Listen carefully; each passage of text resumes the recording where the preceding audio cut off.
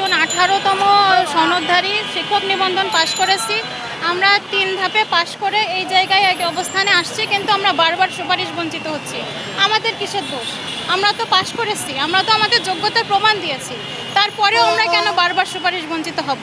আমরা 3.24% পাশের হারে আমরা পাশ করে এই পর্যন্ত এসেছি, কিন্তু আমাদের মন্ত্রণালয় এনটিআরসি আমাদের নিয়োগ দেয়নি, এখনও দেয়নি। আমাদেরকে এটা কষ্ট অর্জিত না? আমাদেরকে এর পিছনে কোনো পরিশ্রম ছিল না? আমরা তো অনেক কষ্ট করে এই পর্যন্ত এসেছি। নতুন নীতিমেলা যেটা আসবে পরবর্তীতে, সেটা আমরা জানতে পেরেছি যে প্রিলি আর ভাইবার মাধ্যমে পাশ করা হবে, কিন্তু আমরা প্রিলি, রিটেন, ভাইবা 3 ধাপে পাশ করে এই অবস্থানে এসেছি। কেন আমরা সুপারিশ বঞ্চিত থাকবো? আমাদের দোষ কোথায়?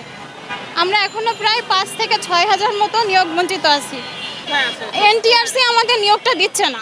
তাদের কাছে আমরা দাবি নিয়ে এর আগেও গিয়েছি, তারা 6ষ্ঠ, 7ম ধাপে তারা নিয়োগ দিয়েছেন, কিন্তু আমরা এখনো 5-6 হাজার বঞ্চিত আছি। তাদের কথা যে আমাদের কাছে শূন্যপদ নাই। যদি শূন্যপদ নাই থাকবে, তাহলে 19তমের জন্য তারা শূন্যপদ কোথায় পাচ্ছে? সারা বাংলাদেশ থেকে আমাদের অনেক ভাই বোনরা এখানে এসছে দাবি আদায় করার জন্য। এই চাকরি আমাদের দাবি বললে ভুল হবে, এটা আমাদের অধিকার। হ্যাঁ, আমরা সবাই ওদের নির্দিষ্ট যোগ্যতার ভিত্তিতে এবং শূন্যপদের ভিত্তিতে আমরা টিকে আছি, অথচ আমরা সুপারিশ পাচ্ছি না। আমরা চাই খুব দ্রুত আমাদের অধিকার বাস্তবায়িত হোক। হ্যাঁ, নতুন যে সরকার বাংলাদেশে রয়েছে, আমি সেই সরকারের দৃষ্টি আকর্ষণ করছি, মাননীয় প্রধানমন্ত্রীর দৃষ্টি আকর্ষণ করছি, ওরা যেন আমাদের বিষয়টা খুব গুরুত্ব সহকারে বিবেচনা করেন এবং যে 6 হাজার যোগ্য প্রার্থী সনদ অর্জন করে আছেন, ওনাদেরকে খুব দ্রুত যেন সুপারিশের ব্যবস্থা করে দেওয়া হয়, সেটা আমি দাবি জানাই। আপনারা সবাই জানেন আমাদের একটাই দাবি, সেটা হচ্ছে আমরা 5 থেকে যে 6 হাজার নিয়োগ বঞ্চিত আছি বা সুপারিশ বঞ্চিত আছি, এদের যেন দ্রুত নিয়োগের আওতায় আনা হয়। আমাদের আজকে এত দূর দূরান্ত থেকে আমরা আসছি, এখানে দূর দূরান্তের, আমি নিজেই আসছি দিনাজপুর জেলার বীরগঞ্জ থানা থেকে। এত দূরে কিসের জন্য আসছি? আমরা আসছি যে আমরা 3 ধাপ পার করছি, প্রিলি, রিটার্ন, ভাইবা 3 ধাপ অতিক্রম করে আমরা সনদ পেয়েছি। আমরা তো আর এমনি সনদ পাইনি। আমাদেরকে আমার যদি মেধাই না থাকতো, তাহলে আমাদের সনদটা দিল কি করে?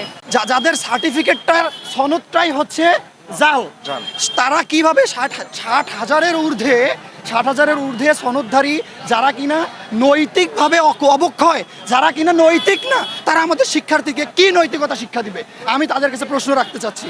আমি আমার শিক্ষামন্ত্রীর কাছে প্রশ্ন রাখলাম এবং আমাদের মাননীয় চেয়ারম্যান মহোদয়ের কাছে প্রশ্ন রাখলাম এবং মন্ত্রীর কাছে প্রশ্ন রাখলাম যে তারা যেহেতু নিজেরাই একটা অনৈতিক, তাহলে তাদের কাছ থেকে আমাদের শিক্ষার্থীরা কি শিক্ষা পাবে? এবং তারা কোনোভাবে যৌক্তিক সঠিক কোনো শিক্ষা পাওয়ার মতো আমি মনে করি তারা পাবে না। আরেকটা কথা হচ্ছে যে আমাদের যে চেয়ারম্যান মহোদয় আছে, উনি রাজস্ব খাতের কথা বলতেছে। রাজস্ব খাত। আচ্ছা, আপনার রাজস্ব খাত নিয়ে এত চিন্তা ভাবনা কেন? আপনি কি আমাদেরকে স্যালারি কি আপনি দেওয়া হবে? আপনাকে কি দিতে হবে? আর যদি আপনার মনে হয় এরকম আপনি গভর্নমেন্টকে নিয়ে এত কনসার্ন, তাদের স্যালারি নিয়ে এত কনসার্ন, তাহলে আপনারা বলেন, আপনারা যেভাবে 60 হাজার সনদধারীকে ভুয়া সনদ দিয়েছেন, টাকা খেয়েছেন, প্রয়োজনে আপনারা আমাদেরকেও বলেন, আমরাও প্রয়োজনে 5 হাজার থেকে 6 হাজার শিক্ষার্থী যারা উত্তীর্ণ হয়েছি চূড়ান্তভাবে, প্রয়োজনে আমরা ভিটামাটিটুকু বিক্রি করে আপনাদেরকে আমরা টাকা পয়সা দেবো। আপনাদের যদি এত পরিমাণ টাকা পয়সা প্রয়োজন হয়, তাহলে আশা করি আমার এই 2টা প্রশ্নের উত্তর আমি আপনাদের এই সাংবাদিক বৃন্দর মাধ্যমে, মিনিস্ট্রি মিডিয়া, ইলেকট্রনিক মিডিয়া, তাদের কাছ থেকে, এই জাতির বিবেক চতুর্থ স্তম্ভ বলা হয় আপনাদেরকে, আপনাদের মাধ্যমে আমি এতটুকু প্রশ্ন রাখলাম 2টা। এই প্রশ্নের আশা করি আমি মন্ত্রী মহোদয় এবং সচিব মহোদয় এবং চেয়ারম্যান মহোদয়ের কাছ থেকে এই উত্তর আশা করতেছি।